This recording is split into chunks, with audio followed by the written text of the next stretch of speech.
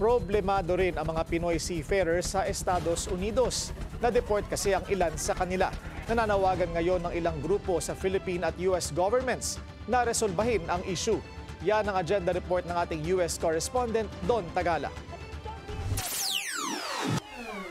Humihingi ang National Federation of Filipino-American Associations o NAFA ng malinaw na paliwanag mula sa Marcos Jr. administration at sa administrasyon ni US President Donald Trump hinggil sa tumataas na bilang ng deportasyon ng mga Filipino seafarers sa nakaraang ilang buwan.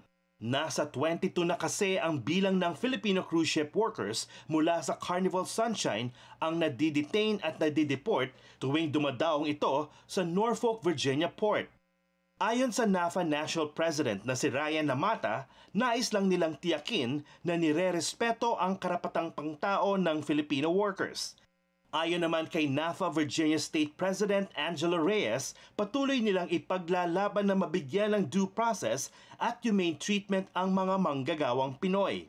Sabi naman ng Filipino Workers Center na sumusubaybay sa kaso ng mga seafarers, hindi pa rin malinaw ang paliwanag ng Customs and Border Protection kung bakit na-deport ang 22 Filipino seafarers na nagsasabi na sila ay falsely accused ng possession of child pornography at ni walang criminal charges o convictions man lang sa mga ito.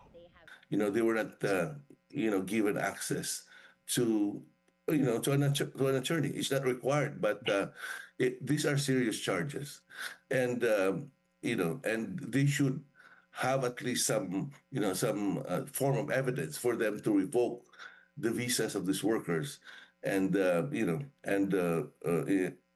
make an order of having them removed or returned to the Philippines. We really want the Philippine government to take action on this. It is so apparent when you read all of when you hear all of the testimony, all of these housekeepers, all of these, chefs and galley attendants. Is child pornography really a rampant problem? They don't deserve this type of treatment. Pero matapos makipag-usap ang PWC sa Carnival Cruise Line, ang sagot ng opisyal ng barko, this is a law enforcement matter, and that Carnival Cruise Line always cooperates with the law enforcement investigations. We beg to differ that there are no charges being filed. There are no convictions that are happening.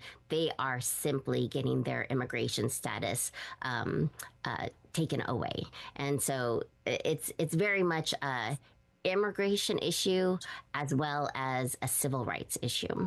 Para sa mga Pilipinong aktivistang nagtipon at nagprotesta sa White House, aksyon din ang hinihingi nila mula kay PBBM. We say enough is enough, that we protect our migrants, we protect our workers, our seafarers, and we also demand that Marcos and the Philippine government advocate and do everything in their power, use diplomacy to not, back down and really fight for the Filipino people. We're demanding that Marcos take a stand.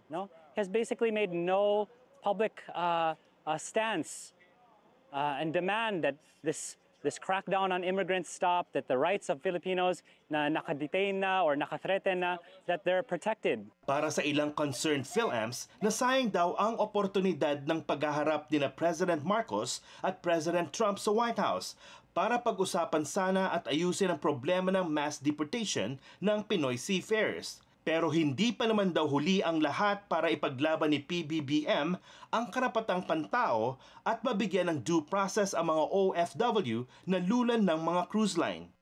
Para sa Agenda, Don Tagala, Billionaire News Channel, New York.